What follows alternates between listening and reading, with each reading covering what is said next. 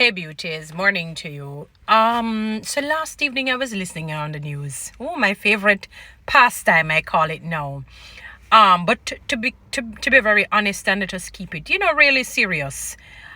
It was quite sad in some sense, but I'm not surprised in another when I think it's Port Maria's hospital, where some of the medical doctors and have called in sick, and some have actually, I don't know if they have migrated, but they have basically relinquished their positions as doctors, well, at the particular hospital. Let me say it that way. I don't know if it is through migration or just getting going into greener pastures basically, but it is a serious situation.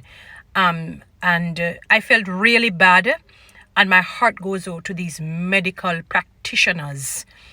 I never dreamt I would have seen the day where doctors call in sick. I don't know if ever in my life before now I've heard of doctors actually calling in ill. I don't think I've ever heard it. And many of them, they're exhausted.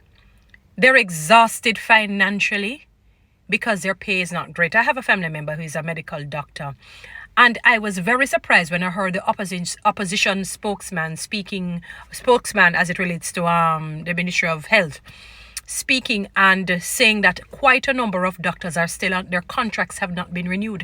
As again, I have a family member who is one, and he told me the very same, that his contract is not renewed. So it's almost like he's living on the edge. Very good guy, not because he's my family member. If he wasn't good, I would even mention. Decent young man, decent, belongs in the medical field. His personality tells you that he really is in the right field. You follow me? And when he said that to me, I said, oh my God. And when he was telling me of their overall salary, and I'm like, and the hours they have to work, the agony. I mean, back in the day, it was a feat to become a medical doctor. It was a sought after job, even if you had the passion for it or not. The prestige that just came behind it, because you know what it entails. It entails so a life or death situation. I can either save your life or end your life, so to speak. And we're not talking about, obviously God is number one. We're just keeping a real conversation, in a natural sense. Okay? So I want people to understand, it is always all about God. But we're just keeping a real, human conversation now. And when he said it to me, I said, oh my God, and let me tell you something, not because he's my cousin, I kid you not, people.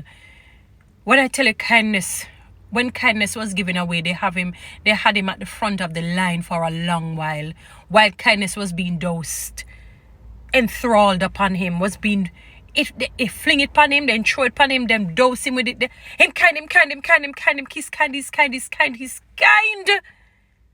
Oh my God. And when he told me that, I said, this is so sad.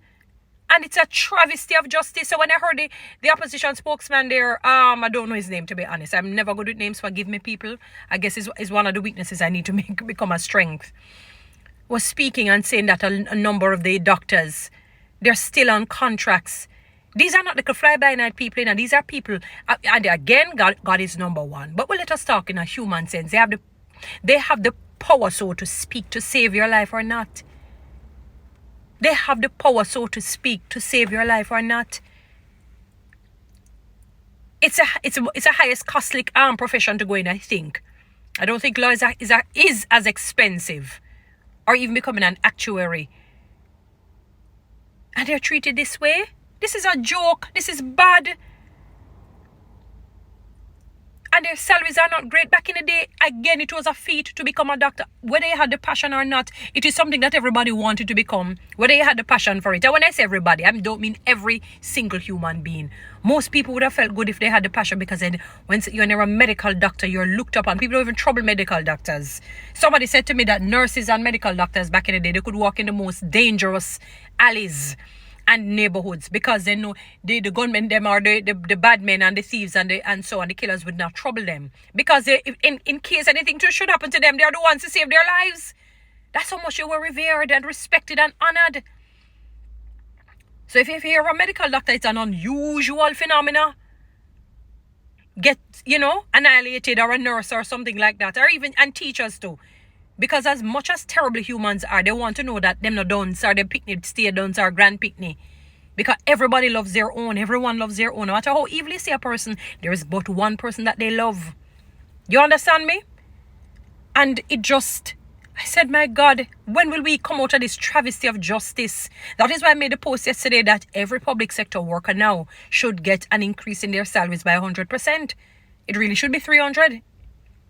But well, let us keep it, I guess, if you want to say real. Maybe some people say realistic. Still realistic to me to go by 300. But every public sector worker really should get it. These doctors shouldn't be on... to be honest with you, I never even knew. If my cousin didn't tell me that doctors were on contracts, I didn't know. I thought from here, doctor, them take you on because you're there to save people life or not. You're there to save people life or not. So I never even know that these people are on contracts. That's a shame and a disgrace. And you know how much money they have to pay to study? Because I guess all of them have to go through the basic rigors, And then if you want to specialize it, whether into dentistry, we're going to talk about that in an exposed too. Or, pediatrician or a surgeon or whatever. But all start at I don't even want to call it an intermediate level. Or more than that, because they consider some jobs professional degrees. In other words, you don't have to necessarily go up to PhD unless you choose to. Like doctors, lawyers, actuaries, accountants. So from you do the first degree, it's like a professional degree. So you're labeled an accountant. It's not like maybe psychology, sociology, where it may work out more fruitful for you if you go all the way up to PhD. Then can say it's a profession for you, so to speak. And I'm not saying that those who have first degree and masters, they're not qualified. I'm just making a point with it to show the dichotomy, the split of how back in the day that position was a revered job. It was a job that, wow, when you tell somebody my daughter is a doctor, my son is a doctor, the prestige that surrounded it. No disrespect, even above law. No disrespect. Because lawyers are necessary and needed, are good. They're lifesavers to many too.